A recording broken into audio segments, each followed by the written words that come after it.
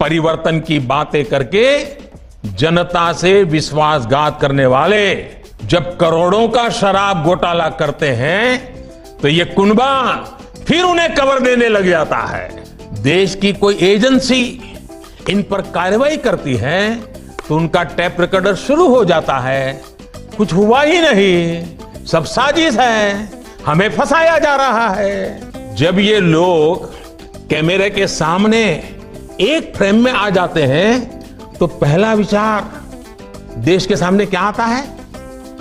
पहला विचार देश के लोगों के मन में यही आता है, पूरा फ्रेम देख करके देशवासी यही बोल उठता है, लाखों करोड़ों रुपए का भ्रष्टाचार। इस बैठक की एक और खास बात है, अगर कोई करोड़ों के घोटाले में जमानत पर है तो उसे बहुत सम्मान की नजर से देखा जाता है।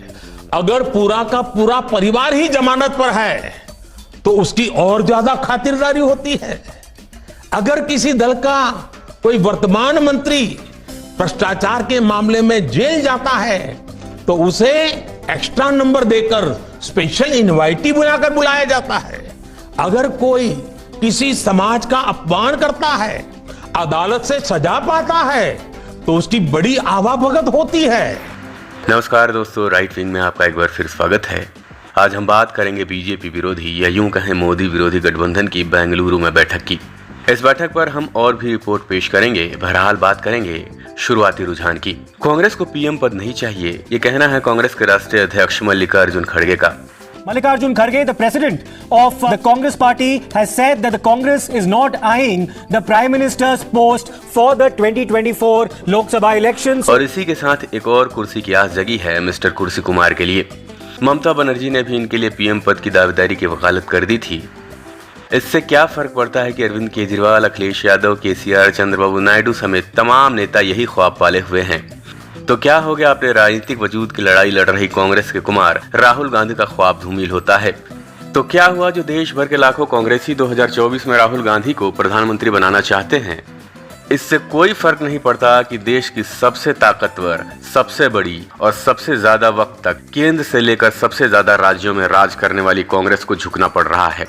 इससे कोई फर्क नहीं पड़ता कि अखिलेश यादव यूपी में कांग्रेस को कितनी सीटें देंगे, बिहार में नीतीश लालू कितनी सीटें कांग्रेस के लिए छोड़ेंगे, ममता बनर्जी बंगाल में कितनी दरियादिली कांग्रेस के लिए दिखाएंगी, महाराष्ट्र में उद्धव ठाकरे वाली शिवसेना, शरद पवार की बची खुची एनसीपी कितना बलिदान मांगेंगे, झारखंड में हेमंत सोरेन कितना बड़ा दिल करेंगे, तेलंगाना, आंध्र प्रदेश, तमिलनाडु, केरल, ओडिशा में हाल क्या होगा, कांग्रेस को इस बात से कोई लेना देना नहीं है। बेंगलुरु की बैठक में ही असल नतीजा निकलकर सामने आ रहा है मोदी विरोधी तमाम पार्टियों की बैठक का। या फिर मोदी के शब्दों में कहें तो 2024 के लिए 26 पार्टियों का बेंगलुरु में संगम सत्ता हासिल करने के लिए है। इन भ्रष्टाचारी पार्टियों का कॉमन मिनिमम एजेंडा मिल बांट कर खाने का होगा।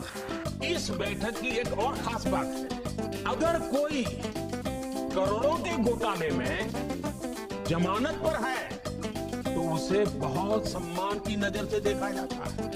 अगर पूरा का पूरा परिवार ही जमानत पर है तो उसकी और ज्यादा खातिरदारी होती है। अगर किसी दल का कोई वर्तमान मंत्री भ्रष्टाचार के मामले में जेल जाता है तो उसे एक्स्ट्रा नंबर देकर स्पेशल इनवाइटी बुलाकर बुलाया जाता है। अगर कोई किसी समाज का अपमान करता है, अदालत से सजा पाता है तो उसकी बड़ी आवाभगत होती है। कांग्रेस झुकने के लिए तैयार है। आखिर दशकों तक वो केंद्र की सत्ता के सर्वोच्च शिखर पर काबिज रही है, एक आध टर्म तो साइड रोल कर ही सकती है। इसलिए मल्लिकार्जुन खड़गे कह रहे हैं हम झुकने के लिए तैयार हैं। और कितना झुकेंगे आप, थोड़ा संभल जाइए, इससे पहले कि 24 के लिए 26 बनने के चक्कर में सहयोगी पार्टियां आपको पैदान बना डालें। बहरहाल ये तो बेंगलुरु में बैठक की शुरुआत भर हुई है। आगे आगे देखिए कौन कितना और कैसी कैसी कुर्बानियां देकर इस गठबंधन को बनाता है, इसे सजाता संवारता है, आगे बढ़ाता है, और कौन कौन अपनी महत्वाकांक्षा की बलि देकर गठबंधन की नैया पार लगाता है। हमारी इस रिपोर्ट में इतना ही। अगर अभी तक आपने हमारा चैनल सब्सक्राइब नहीं किया है तो आप हमारा चैनल सब्सक्राइब करें, नोटिफिकेशन का बेल आइकन जरूर दबाएं। आप चाहें तो हमें कमेंट बॉक्स में अपनी प्रतिक्रिया दे सकते हैं। धन्यवाद।